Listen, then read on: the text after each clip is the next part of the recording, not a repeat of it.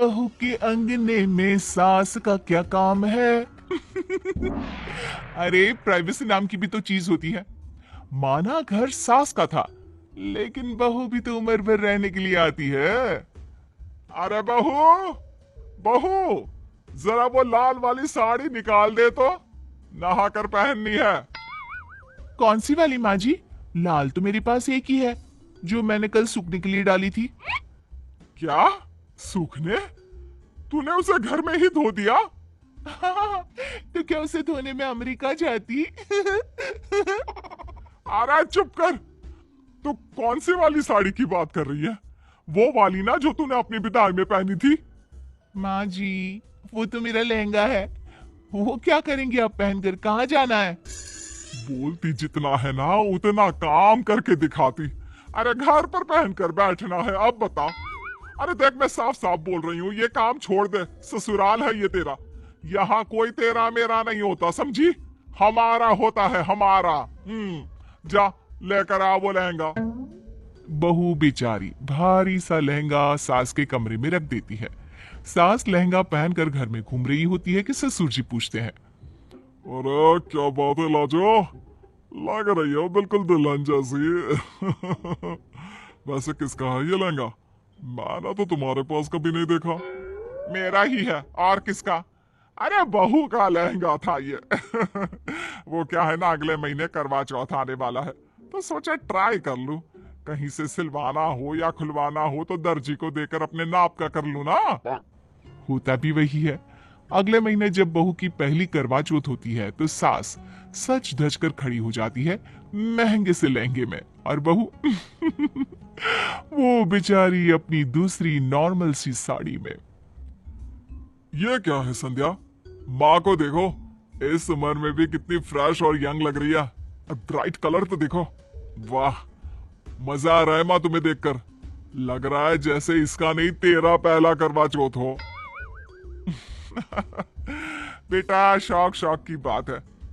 मेरा तेरे पिता से इतना ज्यादा प्यार है कि क्या बोले।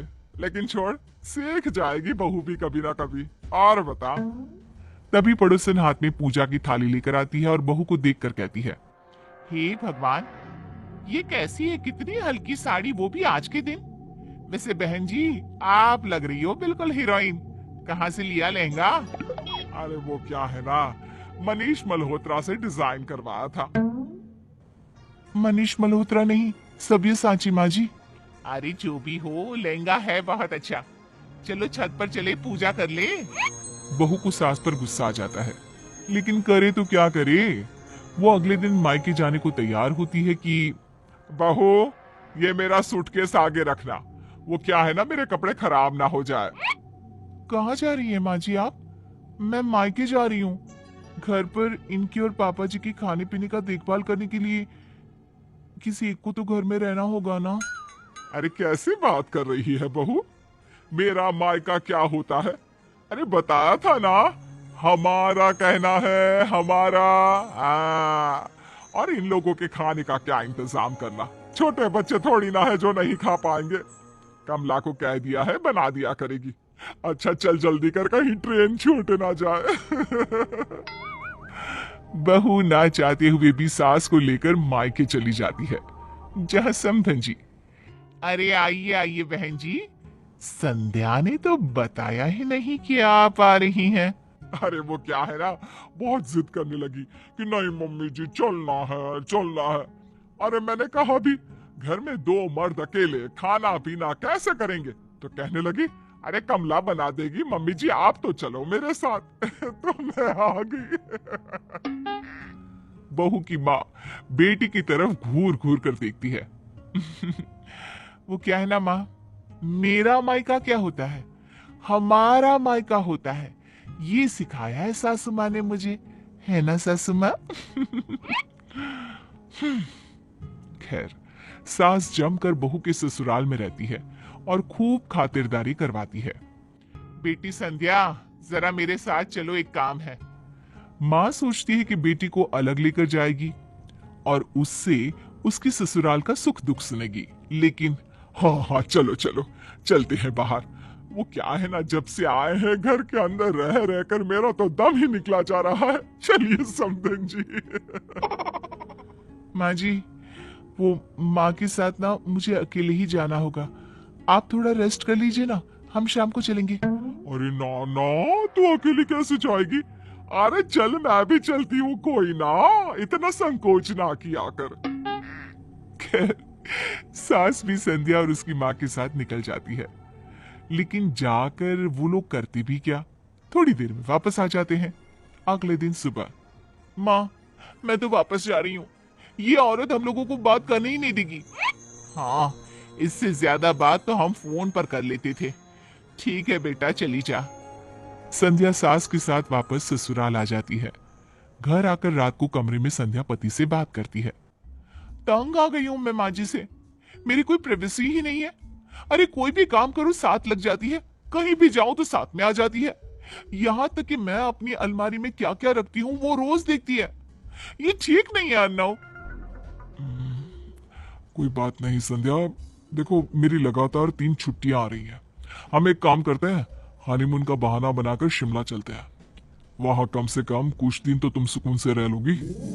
संध्या खुश हो जाती है और दोनों निकल जाते हैं शिमला की वादियों में। लेकिन ये क्या, दोनों जिस होटल में रुकते हैं वहां रात को कमरे की बेल बज जाती है। संध्या देखो तो, होटल के कमरे में किसने बेल बजाई है, कौन है? हाँ ठीक है, देखती हूँ मैं। आप एक काम करो, तब तक टीवी ऑन कर लो। वैसे शायद वेटर आया होगा खाने का ऑर्डर लेने के लिए। बहू जैसे ही दरवाजा खोलती है, सामने खड़ी होती है सास। अरे मेरे बच्चों, क्या हो रहा है? देखो कौन आया है।